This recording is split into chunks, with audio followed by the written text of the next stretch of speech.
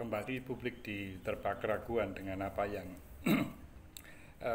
nanti konsistensi yang antara apa yang diucapkan dalam pidato pertama kali Mr. Prabowo dilantik sebagai presiden dengan kalau kemarin saya menyinggung tentang beberapa orang yang berpotensi bermasalah di kabinet. Yang terakhir adalah pengangkatan Mr. Luhut Binsar Panjaitan sebagai Ketua Dewan Ekonomi Nasional. Nah, memang Dewan Ekonomi Nasional hanya berfungsi sebagai menasihati, memberi masukan kepada Presiden tentang persoalan-persoalan ekonomi. Tetapi sebetulnya Dewan Ekonomi Nasional ini menurut saya punya fungsi yang sangat strategis. Kalau kita bandingkan dengan apa yang pernah dilakukan oleh Presiden kita Gus Dur yang membentuk Dewan Ekonomi Nasional pada tahun 1999, itu Dewan itu diketuai oleh Profesor Emil Salim, kemudian anggotanya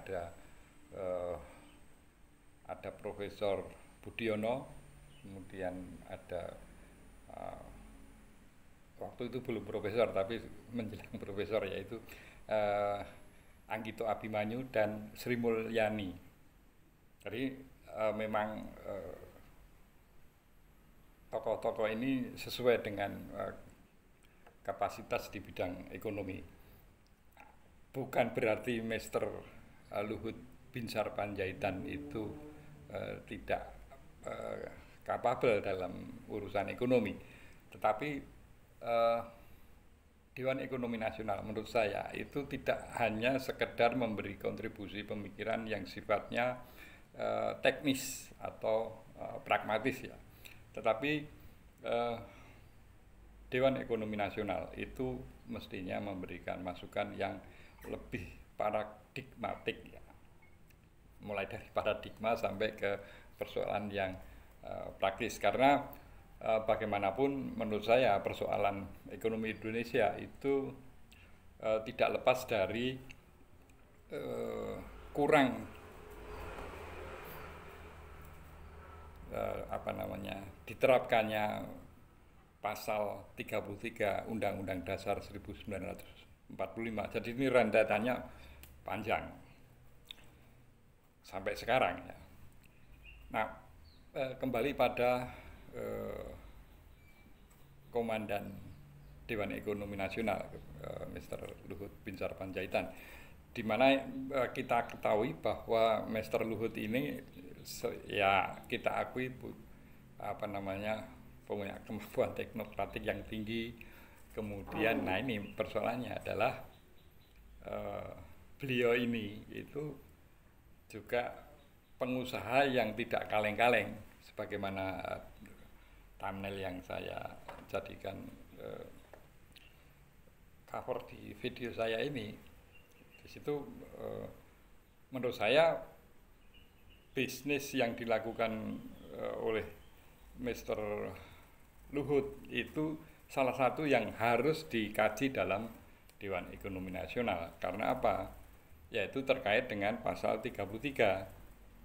Dan kita tidak menjudge apakah Mr. Luhut itu melanggar pasal 33, tidak, tapi itu harus dikaji.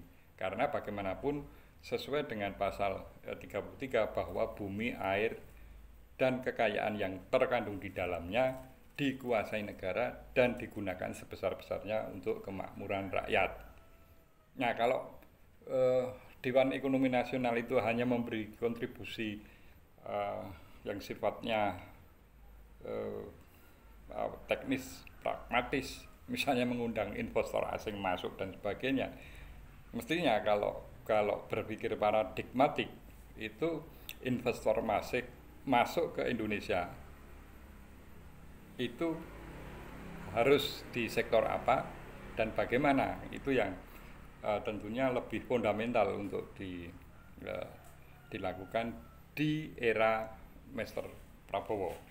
Karena bagaimanapun rakyat itu tetap berpegang pada rentetan apa yang dipikirkan oleh Mr. Prabowo, apa yang ditulis Mr. Prabowo, baik di buku Paradoks Indonesia maupun di media asing yang pernah Mr. Prabowo tulis, that not our minerals but our people, itu yang lebih penting. Maka itu sebetulnya berpikir yang sangat paradigmatik, dan kemudian dipuncaki pidato Mr. Prabowo pada pelantikan Mr. Prabowo sebagai presiden. Jadi konsisten antara apa yang dipikir, ditulis, kemudian diucapkan, itu konsisten. Nah, ketika tiba pada staffing ini, banyak publik yang kemudian ya seperti sanksi, apakah konsistensi itu nanti masih bisa berjalan selama 5 tahun ke depan.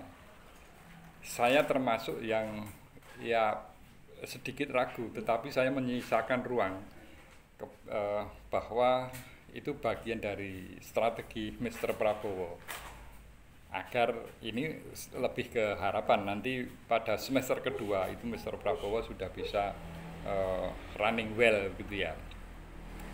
Nah, karena ya bagaimanapun akomodasi politik itu ya sebagaimana pernah diucapkan oleh Mr. Prabowo sendiri, bahwa our democracy itu very very costly, very very tiring, and very very messy.